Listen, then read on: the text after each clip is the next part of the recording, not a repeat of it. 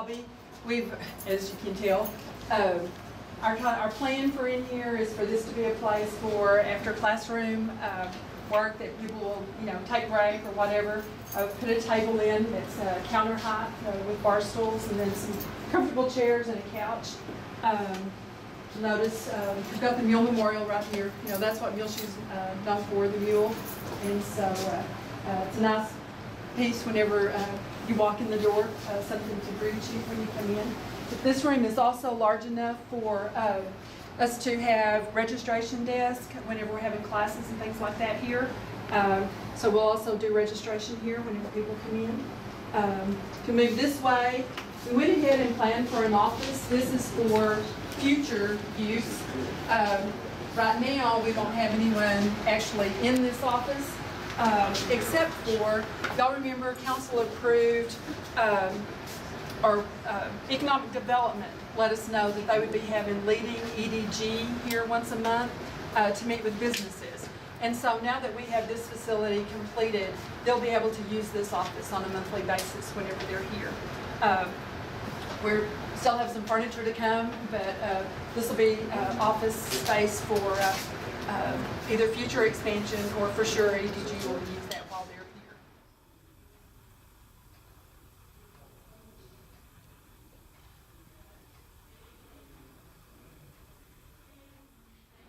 Let's move on in this room.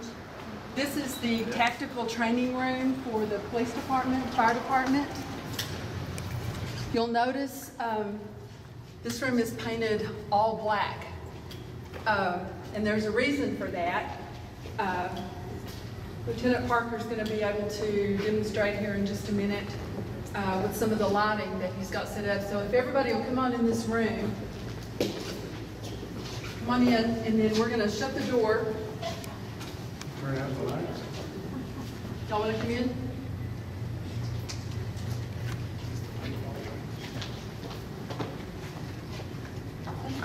Come on in, yeah. And then we're going to shut this door so that you can actually see how black it is whenever the lights are off. And then, Benny, if you just kind of demonstrate how this is going to work with some of the training. Yeah. What we're going to use is simulation rounds. It's live fire. The ballistics are cut down considerably on it, and you can shoot each other like in a live situation. That's why we put the red and blues in here, is for night shooting. The targets are reaction targets. If you'll look, one side has a cell phone, the other side has a gun pointing at you, and you've got 1, 2, or 3 seconds to make a decision to shoot. We do this because it's more live light situations, and the officer gets familiar at what they're looking at. When the target turns, they can make that quick decision. The more training you have, the better off you are. We got mats coming in for defensive tactics training that we'll be teaching. We'll be using this facility on a monthly basis, if not 2 or 3 times a month. So, and we still got a little more work to do as far as lights, but we're trying to make it a state-of-the-art. U.S. Marshals are interested, Rangers, DPS, so I'm going to try to make it nice. We'll also be adding some portable walls here. Fire department looks to do some training in this room because it is dark. It'll be able to, with those portable walls, they'll set up rooms, and then they have, it's simulated smoke is what it is, that will be in this room. So they'll be able to do some rescues and some things like that. And whenever it's dark, of course, they go out to places and there's no electricity, so they, can't see whenever they go in. So they'll be able to practice with that. They also look forward to doing some training with other fire departments, bringing in other fire departments in the area. EMS, I don't know how much they'll actually use this room, but possibly some as well. Like on our tactical entry stuff, we'll have a medic with us when we do stuff like that. This room also has a restroom in the far back corner, and then there's a storage area there with doors, and then it has the overhead door, garage door. Police department, on some of the searches of vehicles and things that they do, they'll be able to pull a vehicle in and do those searches in this building. It's not a building that they'll use for storage or anything like that, but it will be used either for training or whenever they're doing vehicle searches. Yeah. So. Okay, and then if y'all come to things on that wall, and it's not just Muleshoe, it's our whole community. So from agriculture, the courthouse, renovated courthouse, and I don't think there's anything we take any more pride in than seeing the courthouse with the flags out front. And then of course we've got our police vehicles, our fire department, those guys do a great job.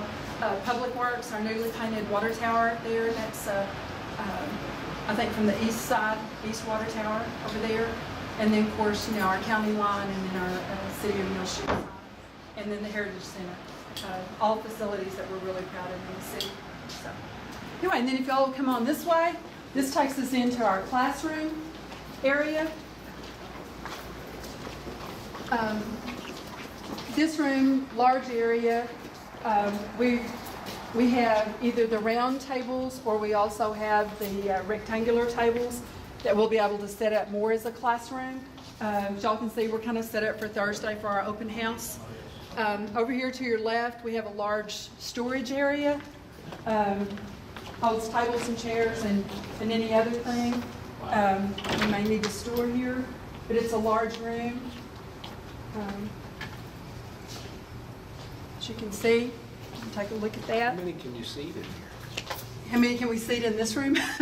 Oh, in this room. We have chairs, tables and chairs for 200 people.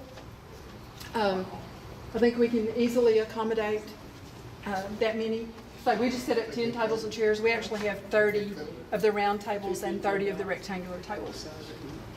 So on this wall back here, and we don't have it up yet, but we've ordered a metal life-size mule that will go on that wall. And that's being finished up tomorrow and should be installed tomorrow afternoon. So it'll be complete by Thursday.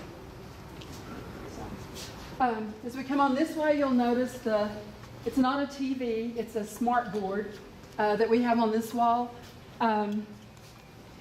It's a computer screen, it's a TV screen. There's a lot of capabilities. Any of you that have children in the school system, you know that they use smart boards at school.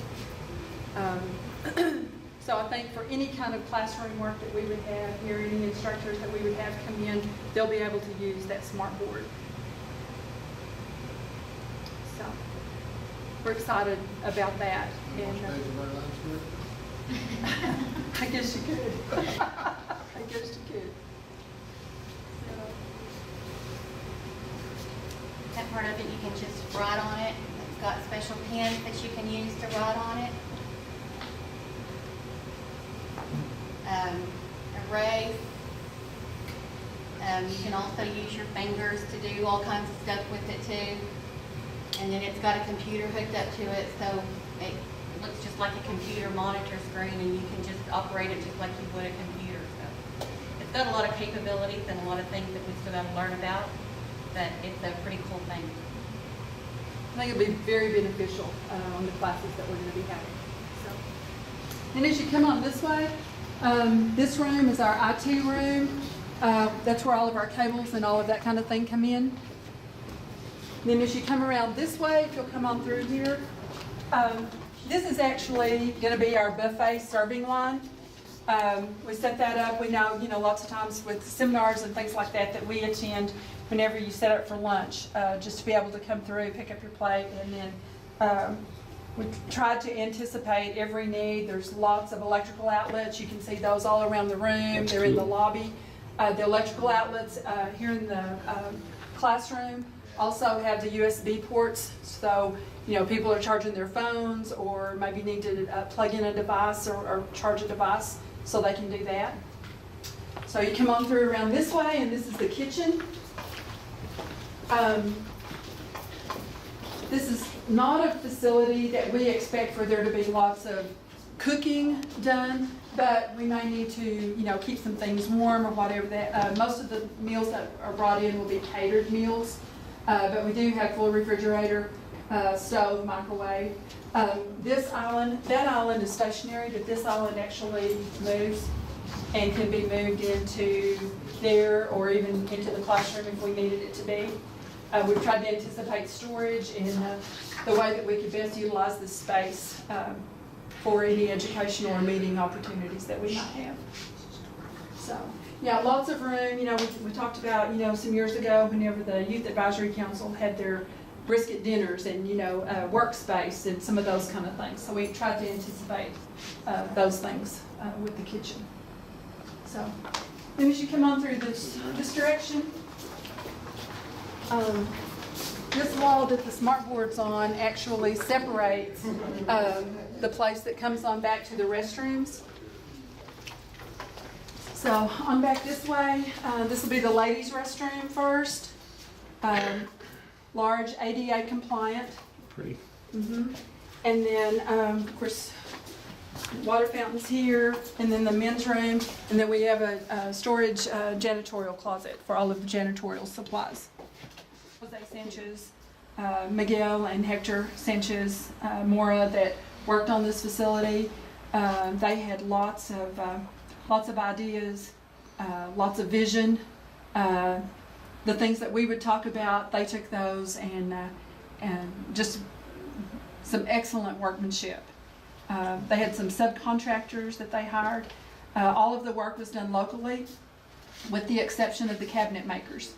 The cabinet makers were out of Clovis, but all the supplies were bought in Muleshoe. They were bought at Higginbotham's, and we said up front from the get-go we wanted all this work to be kept as local as possible. But our heating and air, our plumbers, our electrical work, all of those were local contractors who did this work.